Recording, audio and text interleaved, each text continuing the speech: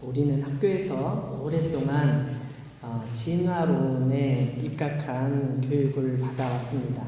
사람은 원숭이에서부터 유인원이라고 하잖아요. 원숭이에서부터 진화해 왔다고 그렇게 배워왔습니다. 제가 대학 다닐 때 생물학을 공부했는데요. 생명의 기원이 어디서부터 출발했느냐, 생명체는 어디서 처음 생겨났느냐, 이걸 공부하는데 이렇게 쉽게 얘기하면 스프처럼 이렇게 물체들이 막 모여 있었는데 거기서 우연히 세포가 하나 만들어진 거예요. 그 세포가 커지더니 이제 점점 이제 식물도 되고 동물도 되고 사람도 됐다. 그래서 점점 진화해가지고 이렇게 됐다. 이렇게 공부를 했어요. 근데 거기에는 풀 수 없는 문제들이 되게 많아요. 그래서 공부를 하다 보니까 진화론에 대해서, 어떻게 진화했는지에 대해서 말하는 학자들이 다 다른 거예요. 수십 가지가 됩니다. 그거 틀렸어. 우주에서부터 뿅 하고 어떤 생명체가 날아와서 지구에 떨어졌는데 그 생명체가 살게 된 거야. 이렇게 생각하는 사람도 있고, 또 다른 의견을 말하는 사람도 있고, 굉장히 많아요. 어쨌든 뭔가 생명체가 주위에 도착해서 그 생명체가 점점 세월이 지나면서 수만 년 지나다 보니까 식물이 동물이 되고 이렇게 동물이 더 진화하고 이렇게 했다는 거예요. 사실은 과학으로는 아직 정확하게 어떻게 생명체가 발생했는지 여러 가지 가설은 있지만 확인하지는 못하고 있습니다. 그리고 또 정확한 답이라고 말하기도 어렵습니다. 가장 쉬운 예로 사람이 원숭이에서부터 사람이 되었다고 말을 하잖아요. 그게 얼마 기간 동안 완성됐을까요? 아주 수만 년 동안, 긴 시간 동안 원숭이에서 사람으로 조금씩 발달해서 처음에는 네 발로 기어다니다가 이렇게 일어나게 되었고, 또 말도 하게 되었고, 몸에 있는 털도 없어지게 되었고, 이렇게 얘기를 했단 말이죠. 근데 수만 년 동안 진행됐으면 진화라는 것은 특성 자체가 계속 진행돼야 되거든요. 그럼 지금 원숭이가 있다면 그 원숭이는 계속 진화해 가야 되기 때문에 지금도 진화되어 가는 과정 속에 있는 그런 생명체를 우리가 볼 수 있어야 되는 거죠. 예를 들면 몸에 털이 나 있고 완전 원숭이에요. 그런데 사람처럼 말을 해. 안녕하세요, 최성목 씨, 나는 원숭이입니다. 이렇게 말을 할 수 있는 그런 원숭이들이 있을 수 있죠. 어떤 경우는 완전히 사람이야. 털도 없어요. 그런데 사람처럼 말을 못해요. 말을 안녕하세요 원숭이님 이렇게, 안녕하세요 사람님 이렇게 말하면 끼끼끼 이렇게 원숭이 말을 한다고 생각해봐요. 어쨌든 그래도 그런 종류가 있어야 될 거 아니에요. 그 진화되는 과정 속에서 다양한 그런 모습들이 나타나야 되는 게 논리적으로 맞는 건데 우리 주변에 그런 생명체는 단 하나도 없어요.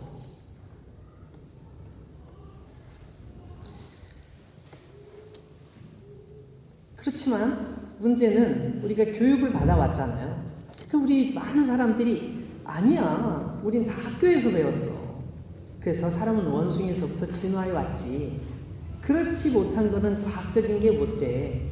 그건 창조됐다고? 그거는 과학적이지 못해. 실제 과학자들이 창조론에 대해서 많이 관심을 가졌다가 지금은 거의 관심을 안 갖는 추세입니다.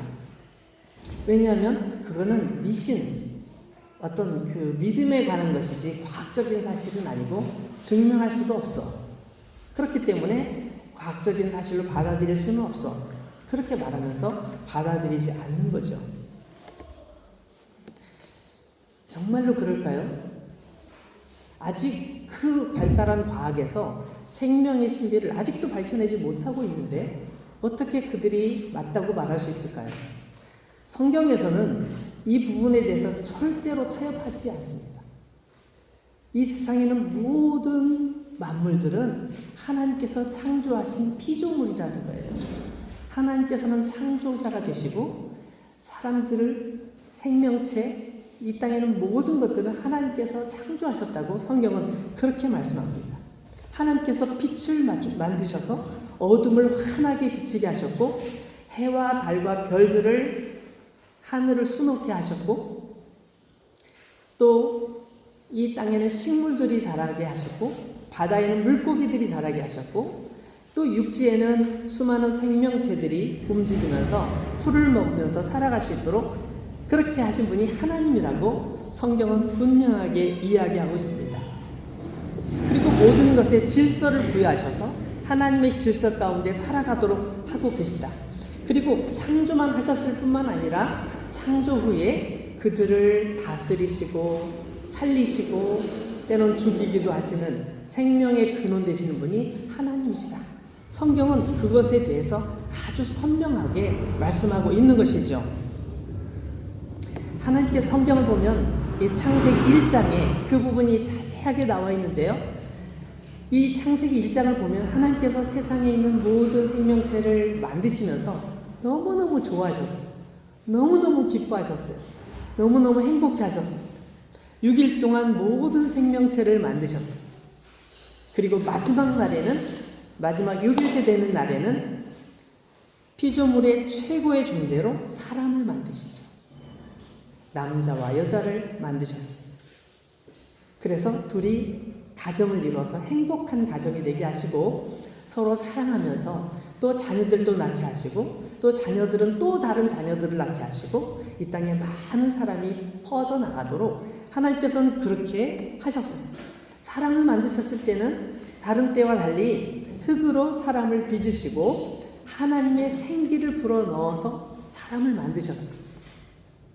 근데 하나님께서, 이 놀라운 것은 하나님께서 사람을 창조하실 때 다른 식물이나 동물을 만들 때와는 다른 특별한 계획을 가지고 계셨다는 거예요. 다른 생명체를 만드실 때는 계획이 안 나와 있어요. 그런데 사람을 만드실 때는 계획이 있어요. 우리가 함께 읽었던 26절 한번 다시 볼까요? 26절의 말씀을 보면 이렇게 나와 있죠. 우리의 형상을 따라 우리의 모양대로 우리가 사람을 만들고 그들로 바다의 물고기와 하늘의 새와 가축과 온 땅과 땅에 기는 모든 것을 어떻게 다스리게 하자. 이렇게 말씀하고 계셔요. 자, 이 내용을 잘 보세요. 하나님께서 최초의 사람 아담을 만드실 때, 여러분 이 아담이란 단어는 사실은 히브리어 원어를 보면 사람이란 뜻이에요. 그래서 영어의 man 이렇게 말하면 남자란 말도 있지만 사람이란 뜻도 있잖아요. 그죠? 프랑스에도 마찬가지 그런 단어가 있잖아요. 마찬가지로 아담이란 말은 사람이란 뜻이에요. 특별한 이름이라고 하기보다는 그냥 사람이란 말이에요. 어쨌든 아담을 만드실 때 하나님께서는 이런 계획을 세우셨던 거예요. 다른 피조물과 달리 첫 번째 하나님의 형상, 하나님의 모양으로 사람을 만드셨다고 되어 있어요. 하나님의 형상이란 무엇일까요? 성경 연구가들이 성경을 읽으면서 성경에서 찾아낸 하나님의 특성, 하나님은 어떤 분이신가 찾아보니까 오직 하나님만 가지고 계신 특별한 하나님의 어떤 특징이 있어요. 그 특징은 뭐냐면 절대적 특성이라고 하는데 스스로 계시다는 거예요. 누구의 도움이 필요 없어요. 스스로 그냥 계신 거예요. 두 번째는 변함이 없으세요. 변함이 없으세요. 셋째는 완전하세요. 완벽하세요. 네 번째는 영원히 계세요. 영원히 계세요. 사람처럼 태어났다 죽고 아프고 뭐 이런 게 없어요. 영원히 계세요. 그 다음에 모든 것을 아세요. 모르시는 게 하나도 없는 거예요. 그 다음에 마지막으로 못하시는 게 없어요. 전능하다고 하잖아요. 전능하신 하나님. 모든 것을 아신다. 전지하신 하나님. 모든 것을 다 하실 수 있다. 전능하신 하나님. 그래서 이런 6가지 특징이 있고요. 또 도덕적인, 우리 인간적으로 볼 때 도덕적인 특징은 있는데, 하나는 하나님의 거룩하심. 정말 거룩하신 분이에요. 두 번째는 의로우심. 항상 바르신 거죠. 세 번째는 진실하심. 네 번째는 선하심. 다섯 번째는 사랑이 많으신 분. 이런 특징을 성경학자들이 찾아내면서 정리를 해보니까 이렇게 크게 나누면 이 정도 특징을 찾아볼 수 있어요. 근데 놀랍게도 하나님께서 사람을 창조하실 때 흙을 가지고 빚어 만들긴 하셨지만 하나님께서 뭐라고 말씀하셨냐면 우리의 모습, 우리의 형상대로 만들어보자. 그래서 하나님께서 가지고 계신 그런 특징을 사람에게 부여해 주신 거예요. 그래서 사람은 그때 처음에 사람이 이 세상에 있을 때 영원히 살도록 되어 있었어요. 죽음이 없었어요. 영원히 살도록 되어 있어요. 아프지도 않아요. 완전하게, 지혜롭게, 아주 능력 있게 그렇게 하나님께서 사람을 만들어 주셨어요. 하나님의 성품을 주셨기 때문에 거룩하고 남을 미워하지 않아. 남을 미워할 줄 몰라. 사랑할 줄만 알아요. 그리고 항상 바르게 결정해. 그리고 항상 좋은 생각을 해요. 좋은 일을 하는 거예요. 그게 처음 만들어진 사람의 아름다운 모습이었어요. 그러니 하나님께서 그렇게 사람을 만들어 놓으신 다음에 너무너무 좋은 거예요. 너무너무 좋구나. 내가 너무너무 행복하구나. 하나님께서 그렇게 만드시고 기뻐하셨어요.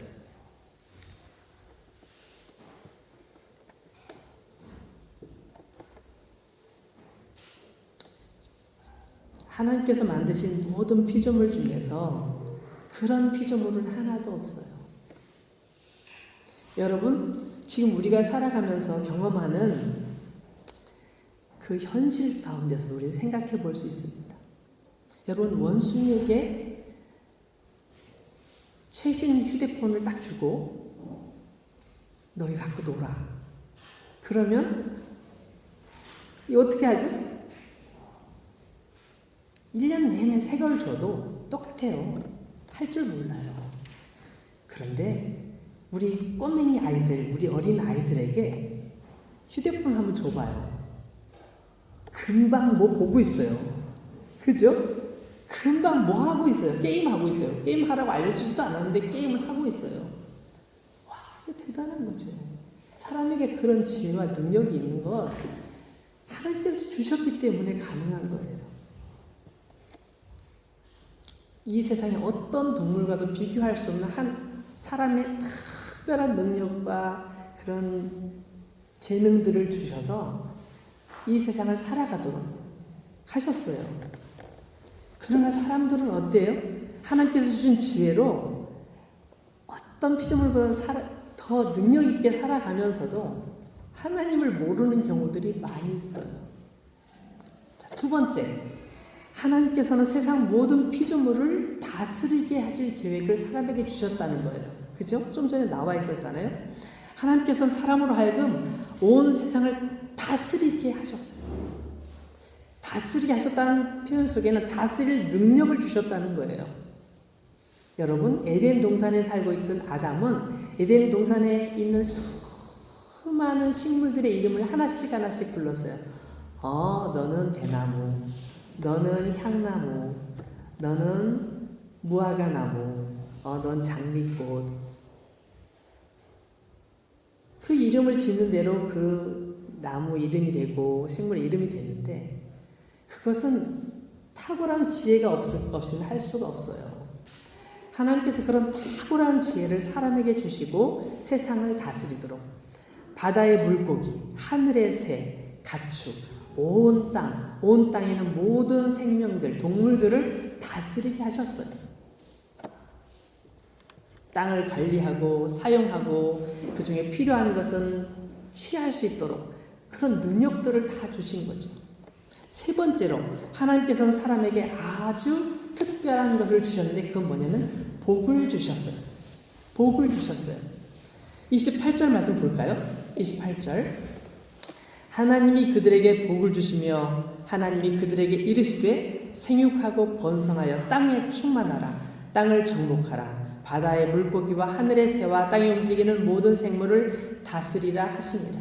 자, 이런 여러 가지 있는 그것이 하나님께서 주신 특별한 복이었어요.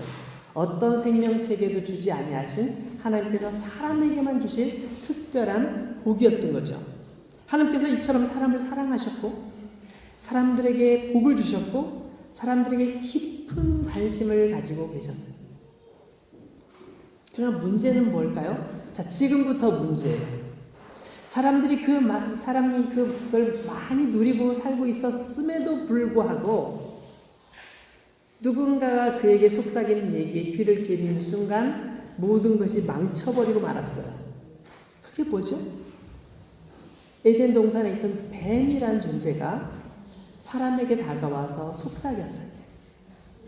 창세기 3장 말씀을 보면 간교한 뱀이라고 되어 있어요.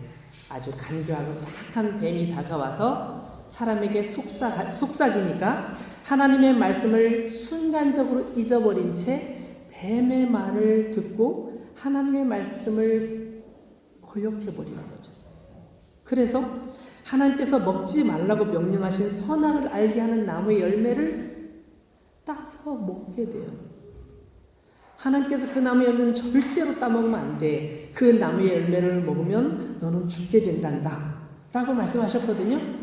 근데 뱀이 아니야, 그럴 리가 없어.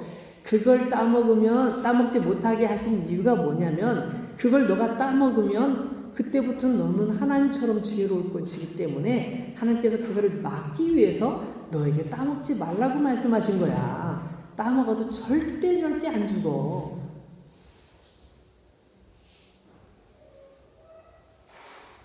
그래서 사람이 그 나무를 딱 봤더니 그 나무의 열매가 너무너무 예쁜 거예요. 정말 먹으면 맛있을 것 같고요.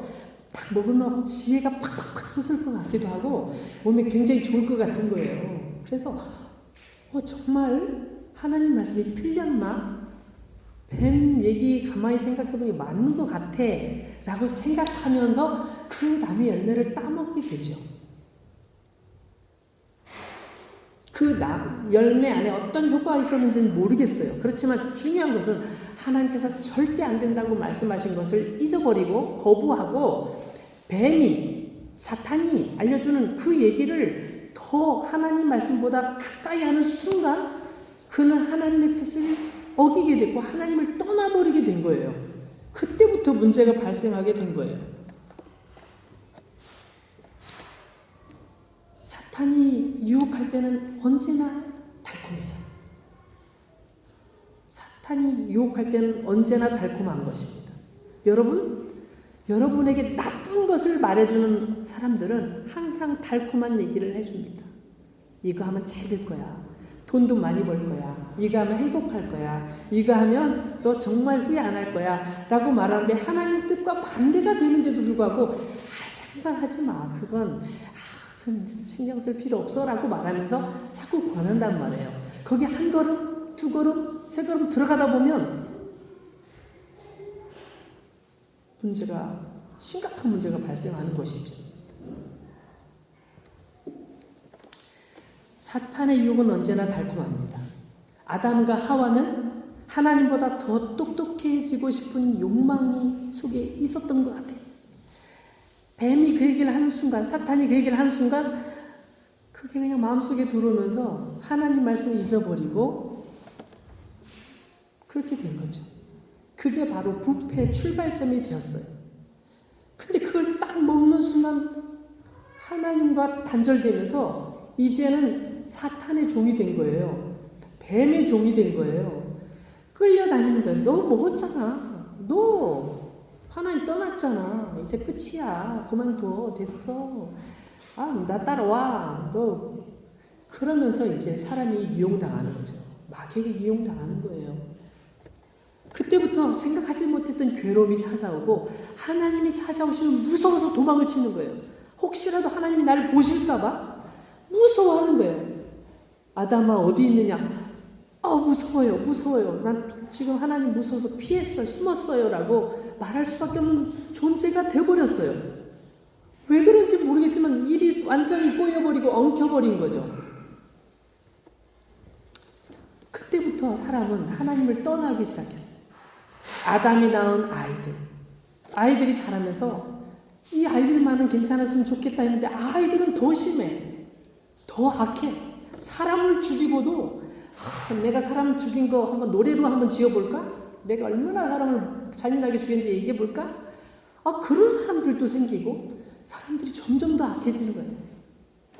아담의 후손들은 몸에 들어온 죄가 후손에게 물려지면서 모든 사람들에게 죄가 퍼지기 시작하고 그 절망적인 그 죄악에 벗어날 방법을 찾지 못하는 거예요. 하나님께서는 다시금 이 인류가 하나님께로 돌아오기를 원하시면서 계속 새로운 방법으로 말씀해 주셨어요.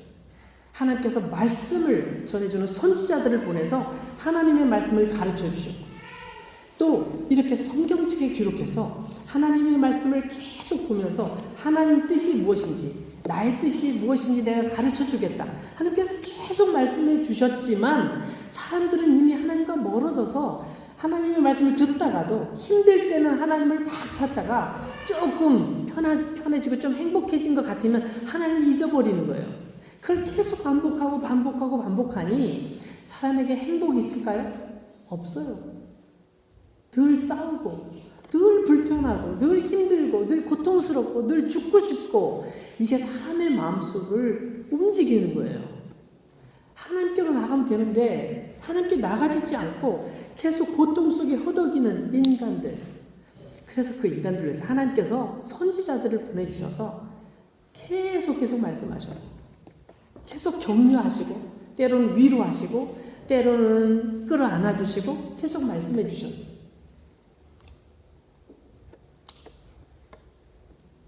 하나님께서는 우리가 하나님의 거룩한 성품을 회복하길 원하세요. 우리가 하나님의 사랑을 우리가 갖기를 원하세요. 하나님께서 그러셨던 것처럼 우리도 선한 영향력을 사람들에게 베풀면서 사람들과 행복하게 지내기를 원하세요. 우리가 원수되었던 사람들, 원수의 문제를 다 해결하고 정말 서로 화목하게 사랑하고 서로 존중해주고 아낌없이 서로 나누는 그런 관계가 되기를 원하세요. 그렇지만 사람들이 아무리 노력해도 안 되는 거예요. 하나님께서 말씀을 주셨는데 이 말씀을 지키려고 하다 보니까 안 돼요. 도저히 할 수가 없어요. 그러니까 어떻게 해요? 난 포기야. 나 그냥 이번 생에는 망쳤어. 다음 생에는 모르겠지만. 이런 식으로 자포자기식의 인생을 살아가는 거예요. 그러니까 정말 하나님께서 주시는 회복을 경험하지 못하고 계속 그 안에 있는 거죠. 그래서 하나님께서 포기해야지 이게 아니라 하나님께서는 그런 가운데 더 큰 관심을 보이셨어요. 하나님의 관심 뭐예요? 하나님의 관심은 그래, 이것을 해결하는 건 단 한 가지 방법밖에 없어. 죄 없는 내 아들, 나의 하나밖에 없는 내 아들을 보내서 저들을 위해 죽게 하는 거야. 저들의 모든 죄를 대신 지고 죽게 하는 거야. 그렇게 해서 저들의 죄를 다 없이 한 다음에 나의 자녀로 삼아야 되겠어. 이게 하나님의 결심이었던 거죠. 여러분, 로마서 3장 23절 24절 말씀을 보면 이런 말씀이 있어요. 로마서 3장 23절 24절 모든 사람이 죄를 범하였음에 하나님의 영광에 이르지 못하더니 그리스도 예수 안에 있는 속량으로 말미암아 하나님의 은혜로 값없이 의롭다 하심을 얻은 자 되었다. 이 말씀이 굉장히 중요한 말씀이에요. 여러분, 모든 사람이 죄를 범했어요. 죄 없는 사람이 단 한 명도 없어요. 모든 사람이 죄를 범했어요. 그래서 하나님께로 가고 싶어도, 하나님을 사랑한다고 말하고 싶어도, 하나님의 자녀가 되고 싶어도 할 방법을 찾을 수 없었어요. 그런데 그리스도 예수 안에 있는 속량, 우리의 잘못한 모든 것을 대신해서, 원래는 우리가 죽어야 되는데, 우리가 저주를 받아야 되는데 대신 예수님께서 저주를 받으신 거죠. 대신 벌을 받으신 거예요. 우리 대신 다 받으신 거예요. 그래서 속량으로 말미암아 하나님의 은혜로 값없이, 우리가 한 건 없지만 하나님의 은혜로 값없이 의롭다 하심을 얻었다. 원래 하나님의 의로우심처럼 우리도 의롭게 되기를 원하신다고 했잖아요. 그 의로우심을 우리에게 허락하셨다는 거예요. 하나님께서는 예수님을 통해서 우리를 구원하시려는 놀라운 계획을 세우신 거죠. 외아들, 독생자 예수님을 죽게 하시기까지 하면서 다시 하나님의 자녀로 삼기로 작정하신 거예요. 여러분, 전에도 제가 말씀드렸지만 제 아이가 둘이 있잖아요. 저희 아들이 둘이 있어요. 둘 중에 한 명이 만약에 큰 어려움을 당해서 죽을 위기에 있다면 전 도저히 그걸 제 눈 뜨고 못 볼 것 같아요. 차라리 제가 죽으면 죽었지 어떻게 우리 아이를 죽게 하겠어요. 이게 부모의 마음이거든요. 근데 하나님께서 독생자 예수님을 죽음에 내어놓으시면서까지 우리에 대한 관심, 사랑을 보여주신 거예요. 하나님의 관심은 이와 같이 각별해서 우리가 상상할 수 없을 만큼 우리를 사랑하고 계셔요. 그래서 요한복음 14장 6절 말씀 보니까 이렇게 말씀하셨어요. 예수님께서 하신 말씀이에요. 예수께서 이르시되 내가 곧 길이요 진리요 생명이니 나로 말미암지 않고는 아버지께로 올 자가 없다. 왜? 하나님께서 오직 예수님을 통해서 우리 모두 죄인인 우리 모두를 구원하기로 결정하셨기 때문에 예수님 외에는 길이 없어요. 길이 없어요. 그래서 예수님 안에 있으면 진정한 쉼이 있고 회복이 있고 그 안에 평화가 있는 거예요. 마태복음 11장 29절 말씀 보니까 이런 말씀이 있어요. 마태복음 11장 29절 나는 마음이 온유하고 겸손하니 나의 멍에를 메고 내게 배우라. 그리하면 너희 마음이 쉼을 얻으리니. 자, 우리를 위해 오신 예수님께서 우리를 위해 죽으시기 전에 이렇게 말씀하신 거예요. 나는 마음이 온유하고 겸손하니 나의 멍에를 메고 내게 배워라. 예수님의 멍에는 무거운 게 아니에요. 예수님의 멍에는 힘든 게 아니에요. 우리가 예수님을 믿고 예수님을 사랑하는 거예요. 그게 예수님의 멍인 거죠. 이 세상에 그 누구보다도 예수님이 나를 위해 오셨고 나를 위해 죽으셨으니 나도 그분을 사랑해야지. 그게 그분이 말씀하신 멍의 의미인 거예요. 예수님을 사랑하면 내 속에 뭐가 온다고요? 마음의 쉼이 오는 거예요. 내가 미워하던 마음, 내가 힘들어하던 마음들, 내 마음속에 갈등과 번민들이 다 내려놔지고 예수님께 주시는 평화가 속에 찾아오는 거예요. 우리가 가지고 있는 고민들 가만히 생각해 보세요. 그 고민이 정말로 필요한 고민일까요? 전 그렇지 않다고 생각해요. 사랑하는 여러분, 하나님의 눈은 어제도 오늘도 그리고 내일도 변함없이 우리를 향해 바라보고 계세요. 하나님의 귀는 우리의 모든 소리를 듣고 계세요. 이런 생각 해본 적 있어요? 하나님의 귀는 모든 소리를 들으신다면 내 머리카락이 하나가 뚝 떨어진 소리도 듣고 계실까? 그런 소리도 안 들리는데, 그죠? 들릴까요, 안 들릴까요? 성경에 보니까 누가복음 12장 7절에 이런 말씀이 있더라고요. 너희에게는 심지어 머리털까지도 다 세신 바 되었나니 두려워하지 말라. 너희는 많은 참수보다 더 귀하니라. 이런 말씀이 있어요. 예수님께서 우리의 머리카락 숫자를 다 세고 계시대요. 하나님께서 다 세고 계시대요. 그러면 너 지금 머리카락 하나 빠지고 있구나. 요즘 머리가 많이 빠지네. 오늘은 너 빠진 게 320개 빠졌어. 320 이런 식으로 하나님께서는 우리의 모든 것을 알고 계시고 머리카락이 떨어지는 소리도 듣고 계실 만큼 하나님은 우리에 대하여 관심을 갖고 우리를 사랑하고 계신 분이에요.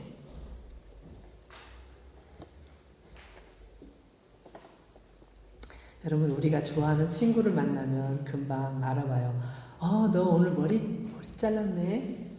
참 예쁘다. 너 위에 티 못 보던 티인데 그건 언제 산 거야? 참 잘 어울리네. 근데 친하지 않은 친구를 보면요, 머리를 깎아도 모르고 옷을 갈아입어도 모르고 목에 금목걸이를 하고 있어도 몰라요. 관심이 없으니까. 저거 뭐 가짜겠지 뭐. 저 시장에 가면 저거 뭐 10유로면 사는 건데 뭐 이런 식으로 생각하고 말 거예요. 근데 하나님께서는 우리의 머리카락 숫자도 다 알고 계시고 머리카락 떨어지는 것도 다 알고 계시다면 얼마나 우리에 대한 관심을 갖고 계신 거예요. 하나님께서는 우리가 하나님 닮는 사람이 되기를 원하십니다. 예수님 닮는 사람이 되기를 원하십니다.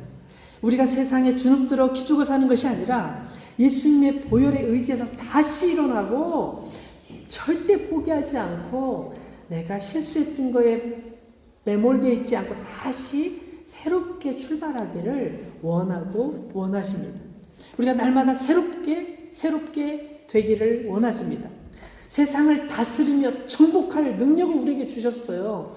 그것을 우리가 다시 회복하고 세상을 정복하는 하나님의 은혜 안에 있는 우리가 되기를 하나님께서 너무너무 원하신다는 거예요. 마지막으로 여러분에게 한 가지만 묻고 오늘 설교를 마치겠습니다. 여러분은 하나님께 얼마나 관심이 있습니까? 하나님께서 여러분에게 그렇게 관심을 갖고 계시다는데 그럼 여러분들은 하나님께 무슨 관심이 있습니까? 어떤 관심이 있습니까? 어떻게 하나님에 대해서 관심을 표현하고 있습니까?